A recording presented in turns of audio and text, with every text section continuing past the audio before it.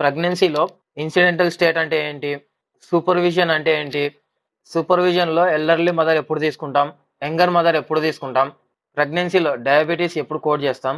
ఇందులో మళ్ళీ gestational diabetes అని, గెస్టేషనల్ హైపర్‌టెన్షన్ అని ఎలాంటి టైమ్స్‌లో తీసుకుంటాం అనే దాని గురించి మీకు క్లియర్‌గా చెప్తాను.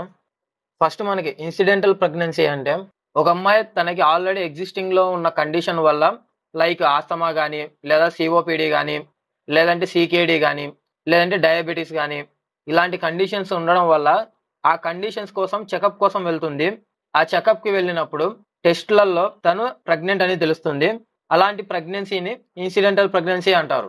తను ఒక కాంప్లికేషన్ చెకప్‌కి వెళ్లి తనకి ప్రెగ్నెన్సీ పాజిటివ్ అని తెలిస్తే దాన్ని ఇన్సిడెంటల్ ప్రెగ్నెన్సీ అని అంటారు. ఇప్పుడు మనం 2 కోడ్స్ చేయాల్సి ఉంటుంది. ఒకటి ఇన్సిడెన్షియల్ ప్రెగ్నెన్సీ కోడ్, అలానే తను ఏ కాంప్లికేషన్‌తో వెళ్ళిందో ఆ కాంప్లికేషన్ కోడ్. ఫర్ ఎగ్జాంపుల్ సీఓపీడీతో వెళ్ళింటే సీఓపీడీ, లేదా ఆస్తమాతో వెళ్ళింటే గనక ఆస్తమా కోడ్. ఈ కోడ్స్ ఇవ్వాల్సి ఉంటుంది. ఇలా మనం ఇన్సిడెన్షియల్ ప్రెగ్నెన్సీ కోడ్ చేసినప్పుడు ఓ సిరీస్‌లో ఉన్న అదర్ కాంప్లికేషన్ కోడ్స్‌ని మనం ఇవ్వకూడదు. ఇది గుర్తుపెట్టుకోండి.